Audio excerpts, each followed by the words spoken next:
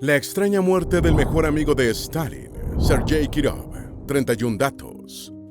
El 1 de diciembre de 1934 se produjo en Leningrado, la anterior y posterior ciudad de San Petersburgo, un crimen que cambió la historia de la Unión Soviética, un crimen que causó más de 1.000.000 de muertes.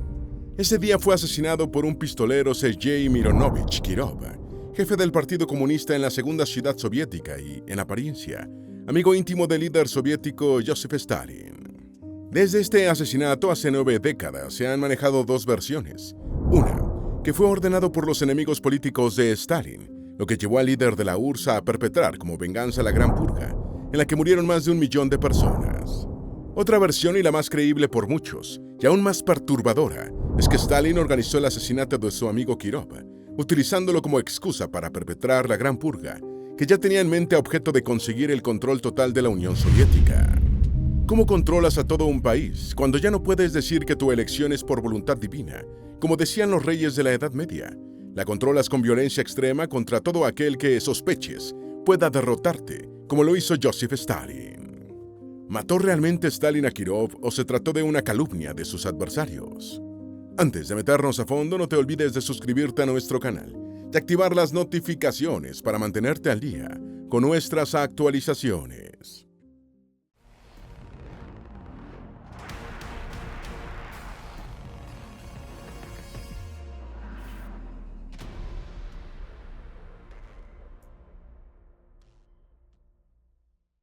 Número 1. ¿Cómo fue el día de su muerte? En la tarde del sábado 1 de diciembre de 1934, Leonid Nikolayev llegó al edificio del Instituto Smolny de Leningrado, que albergaba las oficinas del Partido Comunista local, y se apostó en el tercer piso con la intención de matar a Kirov. Kirov llegó al Smolny sobre las 16:30 y subió por la escalera central al tercer piso, cruzó el pasillo principal y se dirigió al pasillo izquierdo hacia su oficina. En ese momento, recibió un disparo en la cabeza con un revólver. En la escena del crimen fue capturado el perpetrador, Leonid Nikolayev. Por detrás de Kirov venía su guardaespaldas, el comisario Borisov, quien al parecer se retrasó dando instrucciones sobre la comida de su jefe. Se afirma que Nikolayev era un conocido de la NKVD, que había sido expulsado del partido y arrestado por delitos menores. Número 2. La cuñada de Stalin escribió en su diario detalles sobre la presencia del líder soviético en el funeral de Kirov, incluyendo que besó la frente del muerto. María Svanitze, cuñada de Stalin, que estaba sentada en el grupo de mujeres, escribió en su diario: el aire tenía un intenso aroma a funeral, mezclado con el aroma de flores, tierra y árboles de hoja perenne. Joseph estaba de pie en la cabecera de Kirov. Sonaba la marcha fúnebre de Chopin. Joseph subió a la plataforma del ataúd, se inclinó y besó la frente del difunto Sergei Mironovich. La imagen me desgarró el alma, sabiendo lo cerca que estaban, y toda la sala sollozó. Oí, a través de mis propios sollozos, a hombres sollozando. Número 3. ¿Cuánta gente fue ejecutada en la Gran Purga? Oficialmente, el número total de ejecuciones documentadas durante el periodo 1937 a 38 alcanzó a 681.692 personas, cifra a la que hay que sumar cerca de 116.000 prisioneros que perecieron en los campos de trabajos forzados o gulags, para un total de 797.692 muertos oficiales por el Gran Terror. Adicionalmente, se produjeron unos 2.000 fusilamientos extraoficiales. Al margen de los datos oficiales, se ha estimado que el total de muertes provocadas por la represión soviética durante la Gran Purga osciló entre 950.000 y 1.2 millones de personas, que incluye a decenas de miles de víctimas que murieron por los malos tratos recibidos en el Gulag, poco después de ser liberadas. La estimación también incluye entre 16.500 y 50.000 muertes durante el traslado forzoso de los llamados coreanos soviéticos. Según Robert Conquest, las cifras de ejecuciones fueron reducidas fraudulentamente, con miles de sentencias de 10 años sin derecho a correspondencia, lo que casi siempre equivalía a la muerte. Número 4. ¿Quién era Sergei Kirov? Sergei Mironovich Kristov, quien más tarde se cambió el nombre a Sergei Kirov, fue un destacado dirigente bolchevique nacido el 27 de marzo de 1886 en Ursum, provincia de Viatka, Imperio Ruso, como uno de los 7 hijos de Mirov Ivanovich Kostrikov y Yekaterina Kuzminichna Krustikova, Kazantsepa, de soltera. Los 4 primeros hijos de la pareja murieron jóvenes y solo sobrevivieron las niñas Ana y Elisaveta y el niño Sergei. Mirón, un alcohólico, abandonó a la familia en torno a 1890 y Yekaterina murió de tuberculosis en 1893. Sergei fue criado brevemente por su abuela paterna, Melania Avdyenevna Krostikova. Sin embargo, con su pensión de solo 3 rublos mensuales, era poco lo que la abuela podía hacer por su nieto y consiguió que el niño de 7 años fuera admitido en un orfanato, donde lo visitaba con regularidad. Número 5. Estuvo varias veces en prisión por su actividad política. En 1901, una organización benéfica de gente adinerada le otorgó a Kirov una beca para que asistiera a una escuela industrial en Kazán, donde obtuvo un título de ingeniero. Tras titularse, Kirov se mudó a la ciudad siberiana de Tomsk, donde se hizo comunista, y en 1904 se afilió al Partido Obrero Socialdemócrata Ruso, de orientación marxista. Participó en la Revolución Rusa de 1905 contra el zarismo, que resultó en el establecimiento de una monarquía constitucional, y fue arrestado, uniéndose a los bolcheviques poco después de ser puesto en libertad. En 1906 fue arrestado de nuevo, pero esta vez estuvo en prisión por más de 3 años, acusado de imprimir propaganda ilegal. Poco después de su liberación, Kirov se unió de nuevo a la actividad revolucionaria, sufriendo un nuevo arresto por la misma causa. Tras un año en la cárcel, se trasladó al Cáucaso, donde permaneció hasta la abdicación del zar Nicolás II, en marzo de 1917, tras la Revolución de Febrero. Número 6. La muerte de Sergei Kirov llevó a los juicios de Moscú de 1936 a 1938 y a la Gran Purga. El asesinato de Kirov se convirtió en un suceso trascendental de la historia soviética, ya que fue utilizado por Stalin para justificar los llamados juicios de Moscú y la campaña de exterminio conocida como la Gran Purga. En el momento del asesinato de Kirov, Maxim Litvinov, ministro de Asuntos Exteriores soviético, estaba fuera del país y su hija Tania insinuó que su padre sospechaba que el crimen había sido una excusa para que Stalin desatara un régimen de terror. Esta opinión fue compartida por el hijo del dirigente bolchevique Anastas Mikoyan, quien afirmó que el asesinato de Kirov tenía ciertas similitudes con el incendio de Reichstag en Alemania en 1933.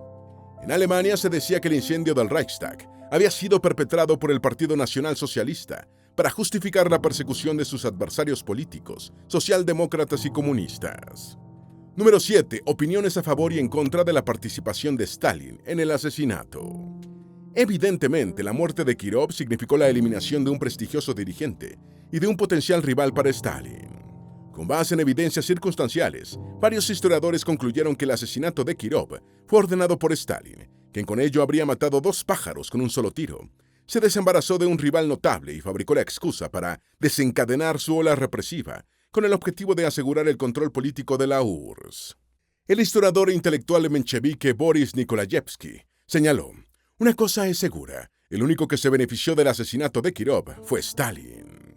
La idea de la responsabilidad de Stalin en el asesinato de Kirov ha sido cuestionada por otros historiadores, que argumentan que esta teoría se basa enteramente en cuestiones circunstanciales e investigaciones de la época de Khrushchev.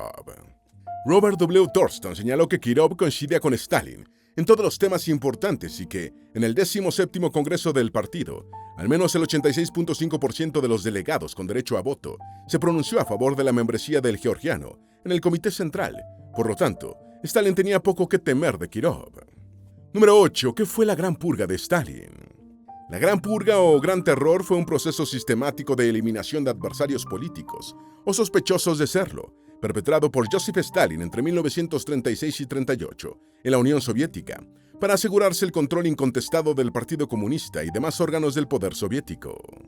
La expresión Gran Purga fue popularizada en 1968 por el historiador británico Robert Conquest en su libro El Gran Terror, Las purgas de Stalin en la década de 1930, en el que comparó el proceso stalinista con la época del terror de la Revolución Francesa.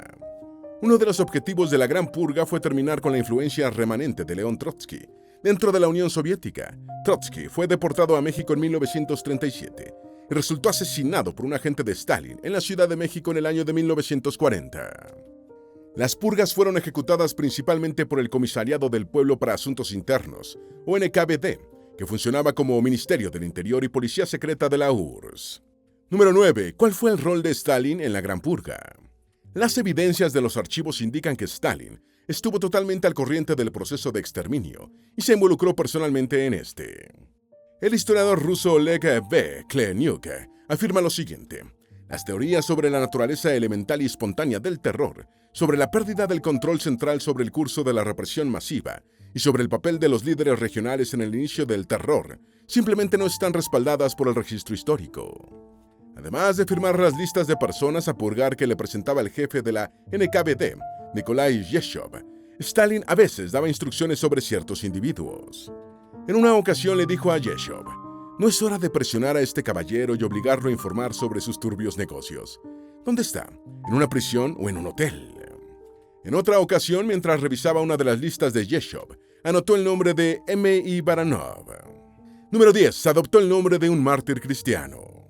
Cuando llegó al Cáucaso, Kirov todavía utilizaba su apellido paterno de Krostikov. Fue en ese tiempo cuando decidió llamarse Kirov, una práctica común entre los revolucionarios rusos de la época. En 1912 comenzó utilizando el seudónimo de Kir, un nombre que, según una versión, tomó de un santoral ortodoxo, eligiendo el de un mártir cristiano egipcio del siglo III, el cual después rusificó como Kirov. Kir equivale a Ciro en ruso y otra versión indica que se inspiró en el emperador persa Ciro el Grande.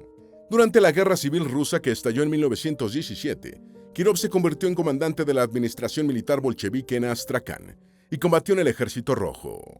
El historiador británico Simon Sebag Montefiore señaló: «Durante la Guerra Civil fue uno de los comisarios más audaces en el Cáucaso Norte». En Astrakán impuso el poder bolchevique en marzo de 1919. Con una sangría abundante, más de 4.000 personas fueron asesinadas. Cuando un burgués fue descubierto ocultando sus propios muebles, Kirov ordenó su fusilamiento. Número 11. Su carrera y cómo conoció a Stalin. En 1921, Kirov fue designado primer secretario del Partido Comunista de Azerbaiyán. Lenin murió enfermo en enero de 1924, pero desde abril de 1922, Stalin ya era secretario general del Comité Central del Partido Comunista, el cargo político más influyente en la URSS. Kirov se convirtió en el fiel partidario de Stalin y en 1926 fue ascendido a jefe del Partido Comunista en Leningrado, la antigua capital imperial de San Petersburgo. Kirov llegó a ser amigo íntimo de Stalin y un firme defensor de la colectivización forzosa y la industrialización impulsadas por el líder soviético. En 1930, durante el 16º Congreso del Partido Comunista, Kirov declaró: «La línea general del partido es dirigir la industrialización de nuestro país. Basándonos en la industrialización, llevamos a cabo la transformación de nuestra agricultura, es decir, centralizamos y colectivizamos». Número 12. Ridiculizó a los adversarios políticos de Stalin. En el 17º Congreso del Partido Comunista, en 1934, Kirov tituló su propio discurso con la frase: «El discurso del camarada Stalin es el programa de nuestro partido», en alusión a las palabras que el secretario general había pronunciado en el Congreso anterior. Kirov elogió a Stalin por todo lo que había hecho desde la muerte de Lenin. Además, ridiculizó personalmente a Nikolai Bukharin, Alexei Rykov y Mikhail Tomsky, antiguos aliados de Stalin que se habían apartado de la línea stalinista en el partido. Bukharin y Rykov serían posteriormente enjuiciados en el proceso espectáculo llamado el Juicio de los 21, acusados de la muerte de Kirov, siendo ejecutados en 1938, mientras que Tomsky murió por decisión propia antes de ser arrestado por la NKVD. Número 13. La investigación de las autoridades soviéticas. Además de Nikolayev, durante la investigación fueron arrestadas y procesadas otras 13 personas. Nikolayev no pudo declarar de inmediato, ya que se encontraba en un estado de histeria.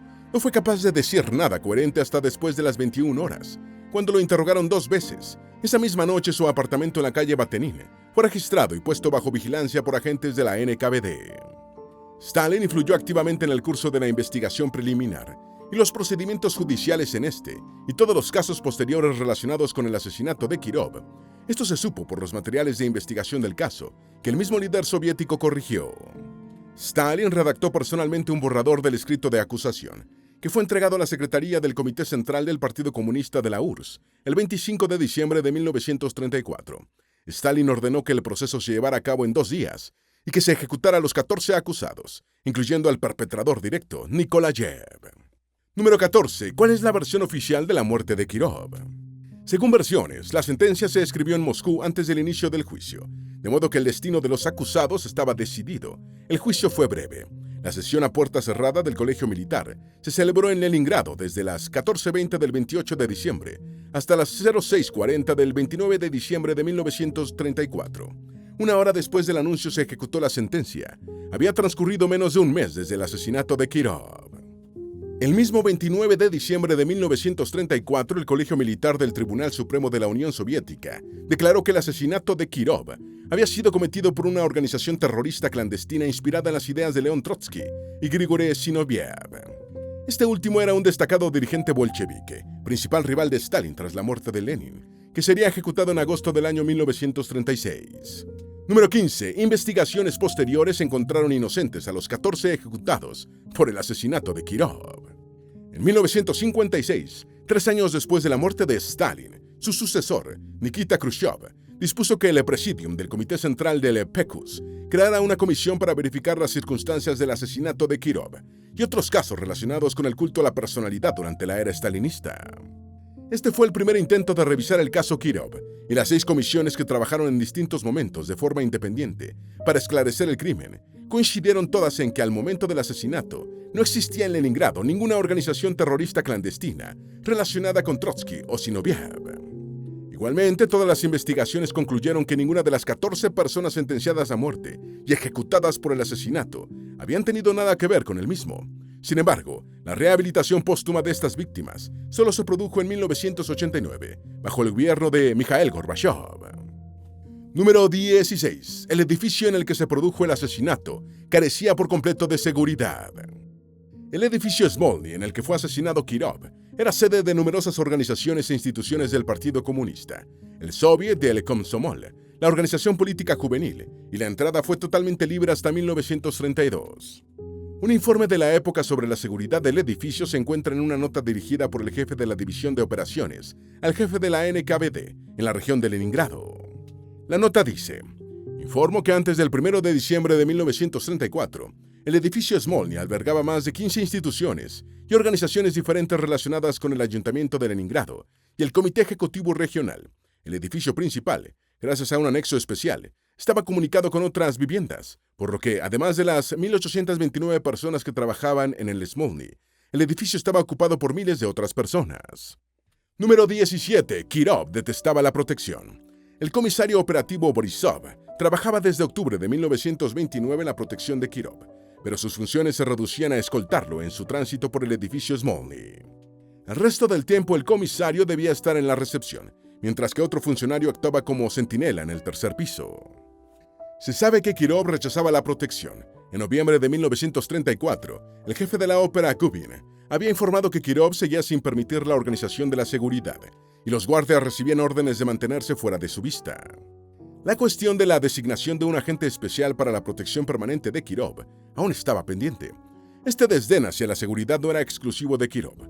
Muchos otros líderes soviéticos lo consideraban un signo de cobardía, aunque la mayoría cambió de idea después del asesinato de Kirov. Número 18. El asesinato produjo una ola de despidos en la policía política.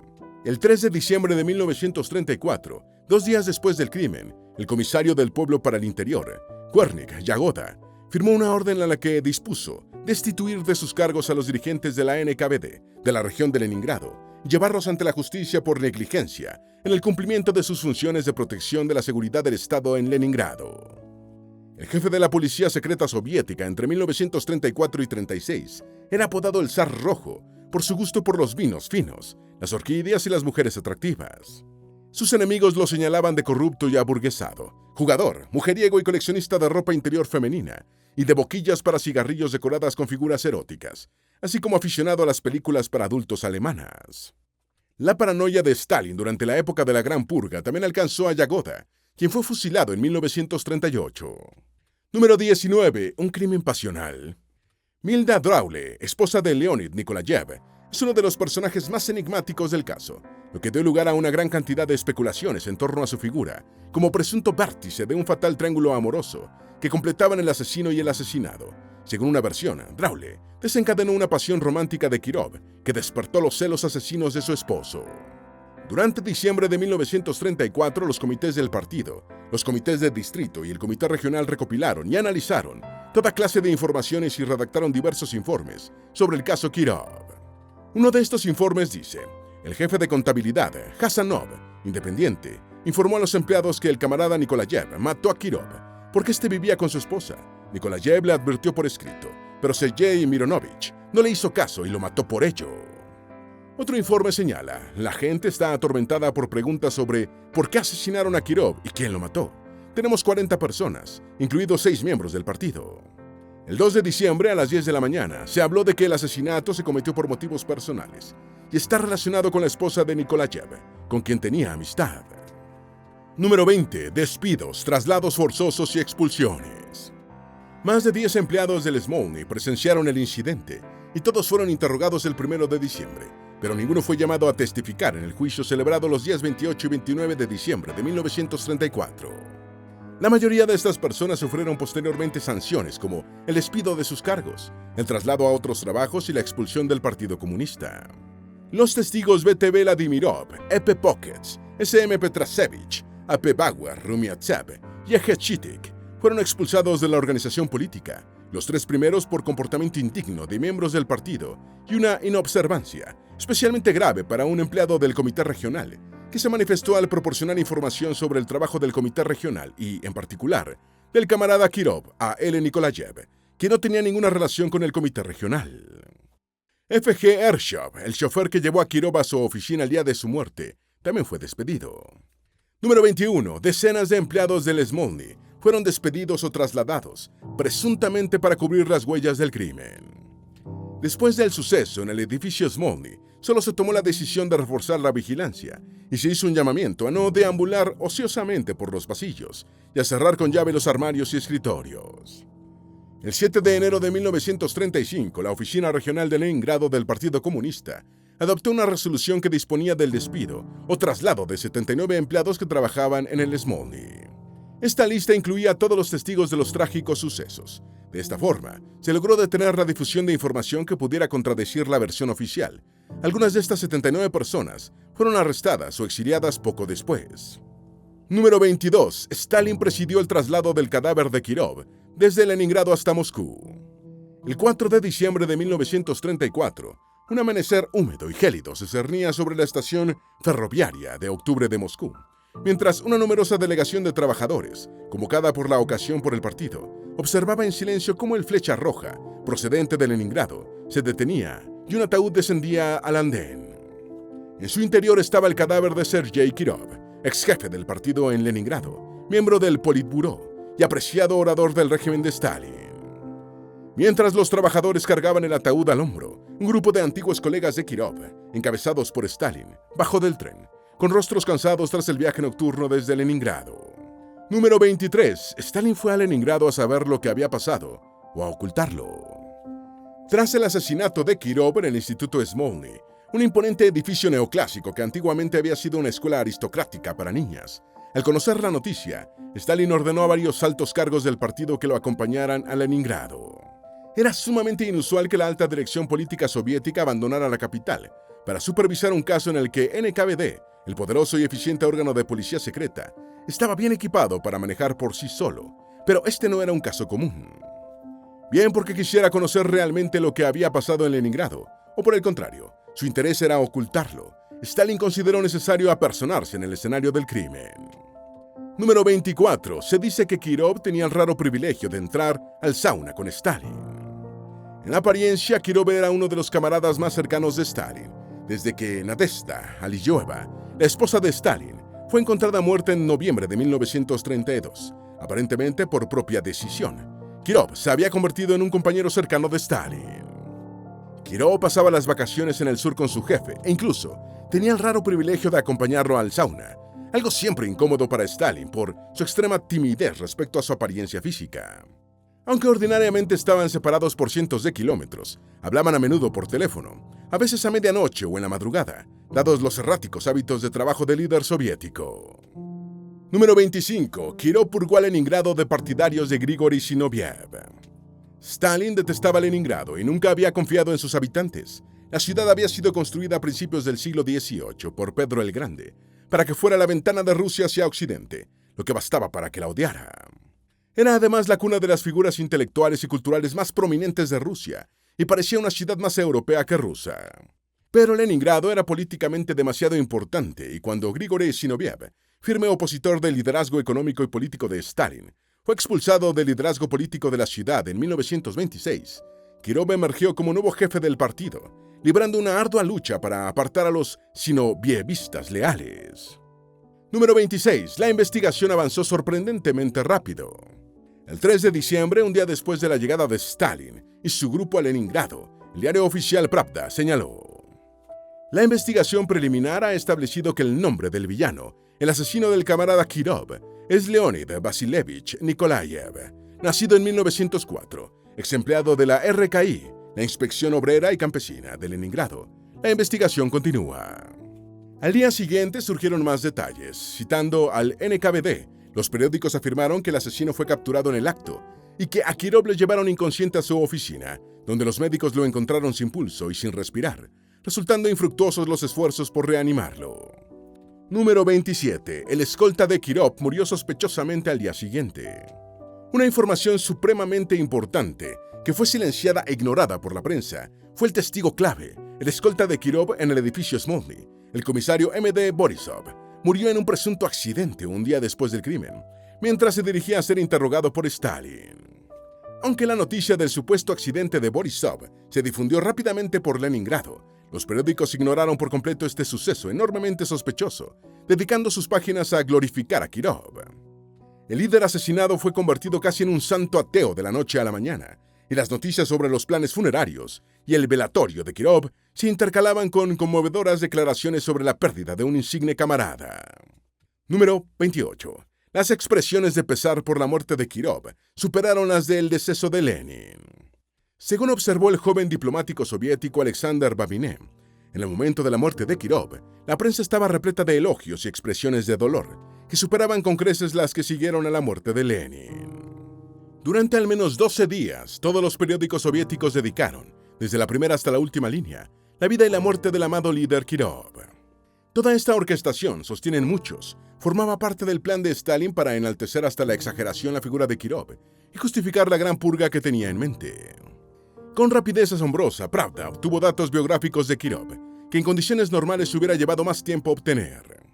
Número 29. Casi que hubo libros preimpresos sobre la muerte de Kirov. Para el 5 de diciembre, 4 días después del crimen, ya había libros impresos sobre Kirov, con episodios sobre su infancia, reproducciones de sus discursos y recuerdos de antiguos compañeros de luchas. Era como si alguien hubiera organizado todo el material de antemano dejándolo listo para su impresión, en un momento determinado. Esta práctica es usada por la industria editorial cuando un personaje de resonancia mundial está gravemente enfermo, pero ese no era el caso de Kirov en 1934. El asesinato de Kirov también resonó en el extranjero, llegando a la portada de New York Times el 2 de diciembre de 1934. Número 30. Sus dos hermanas no lo vieron en sus últimos 30 años de vida. El funeral de Kirov se realizó el 6 de diciembre. El día anterior, los moscovitas acudieron en masa al Salón de las Columnas de la Casa de los Soviets de Moscú para ver el cuerpo del difunto en un ataúd abierto. A las 10 de la noche del 5 de diciembre, el acceso solo quedó permitido a la familia y a los funcionarios del gobierno y el partido. Al lado de la viuda de Kirov, María Lvovna, estaba Nadezhda Krupskaya, viuda de Lenin. Las dos hermanas de Kirov viajaron cientos de kilómetros para asistir al funeral. Aunque se mantenían en contacto por correo, no lo habían visto en 30 años. Número 31. Más de 1 millón de personas asistieron al funeral. La noche del 5 de diciembre, el féretro con los restos de Kirov fue llevado al crematorio y el 6 de diciembre se realizó el funeral. En esa fecha, Pravda publicó que aquel día pasaría a la historia como un día de gran luto para el partido, para todo el país, para todos los trabajadores, el día del funeral del mejor hijo de la patria socialista, Sergei Mironovich Kirov. Esa mañana, María Lvovna, apoyada en las hermanas de Kirov, entró en el Salón de las Columnas, donde esperaban Stalin y otros altos funcionarios políticos y militares soviéticos. Al mediodía, el salón cerró al público y 1 hora después comenzó la marcha fúnebre. Stalin y otros llevaron la urna con las cenizas de Kirov a la Plaza Roja, donde una multitud de más de 1 millón de personas esperaba de pie, en medio del ambiente helado de diciembre. Tras 2 horas de panegíricos, los restos de Kirov fueron depositados en el muro del Kremlin. Esperamos que este video te haya sido útil. Si tienes algo que agregar, por favor, compártelo con nosotros en la sección de comentarios. Dale me gusta a este video y envíale el enlace a tus familiares y a tus mejores amigos, para que también sepan más sobre la extraña muerte del mejor amigo de Stalin, Sergei Kirov. Si eres nuevo en nuestro canal, no olvides suscribirte. No se te olvide seguirnos en todas nuestras redes sociales, que van a estar aquí abajo en la descripción. Recuerda, Un pueblo que no conoce su historia está condenado a repetirla.